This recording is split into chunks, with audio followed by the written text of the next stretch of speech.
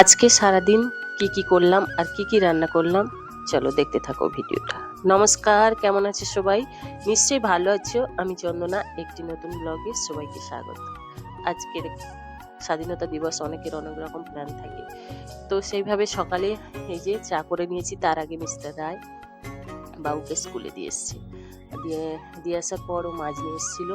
আর এখানে এরকমই চা করে গল্প করতে করতে অনেকটা দেরি হয়ে গেছে। আর বাবুদের যেহেতু আজকে তাড়াতাড়ি ছুটি হয়ে যাবে, স্কুল প্রোগ্রাম হচ্ছিল, সত্যি খুব সুন্দর হচ্ছিল ওখানে স্কুল প্রোগ্রাম।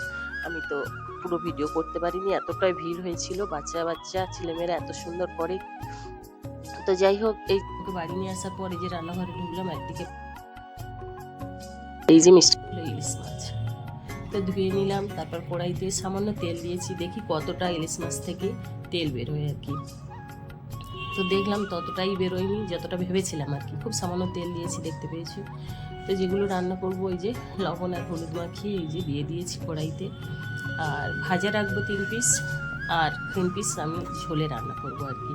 তো যেগুলো ঝোলে রান্না করব খুব সামান্য ভাজবো আর কি, খুব সামান্য মানে খুবই সামান্য ভাজবো, নাহলে সত্যি টেস্ট লাগে না। একেবারে কড়কড়ে করে ভাজলে ইলিশ মাছের ঝোল রান্না করলে একদমই টেস্ট লাগে না, কিন্তু এইভাবে রান্না করলে দারুণ লাগে খেতে।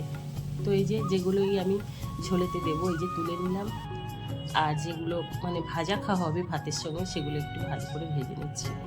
এইদিকে রান্নাঘরে এসে 3 পিস ভাজতে দিয়েছি, দেখি 2 পিস আছে, 1 পিস তুলে খেতে শুরু করে দিয়েছি।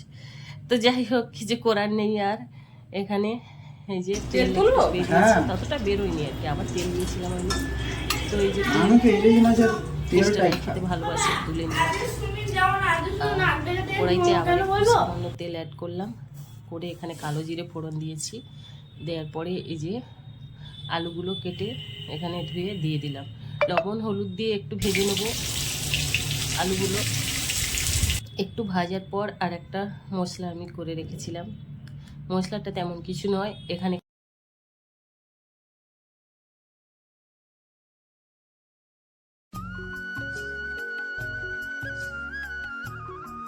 এই যে আলুর সঙ্গে দিয়ে কষিয়ে তারপর পরিমাণ হবে।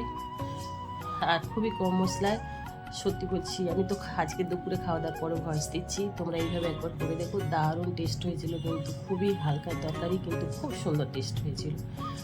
তো এই যে দিয়ে দিলাম জলটা পরিমাণ মতো দিয়ে, আর এই যে ঢাকিয়ে দিয়েছি। তো এবারে শুধু আলুটা সিদ্ধ হওয়ার জন্য, আর তো কোনো মশলা দেবো না এতে। তো এখানে এই দেখো হয়ে গেছে আমার আলুগুলো, 2-1টা আলু দেবো, দিয়ে তারপরে নামিয়ে নেবো। এই যে আমার হয়ে গেছে তরকারিটা, নামিয়ে নিলাম।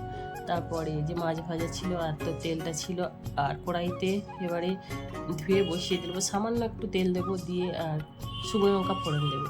শাক ভাজবো, অনেক দিন পরে শাক খাওয়া হবে। তো শাক আমার শ্বশুরবাড়িতে এমনি মানে শুকনো লঙ্কা ফোড়ন দিয়ে ভাজা খায়।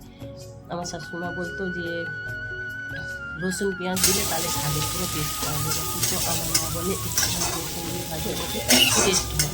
আমরা কিন্তু এমনি আগেই শুধু শুকনো লঙ্কা ফোড়ন দিয়ে শাক ভাজা করতাম, কিন্তু এখন একটু রসুন দিয়ে করছি, দারুণ টেস্ট লাগে, কিন্তু এভাবে খেলেও খুব সুন্দর লাগে।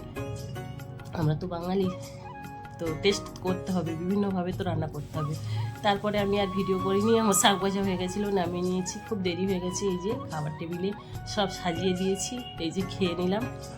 তো এই ভিডিওটা এই পর্যন্ত, সবাই ভালো থেকো, সুস্থ থেকো, দেখাবে নেক্সট ভিডিওতে।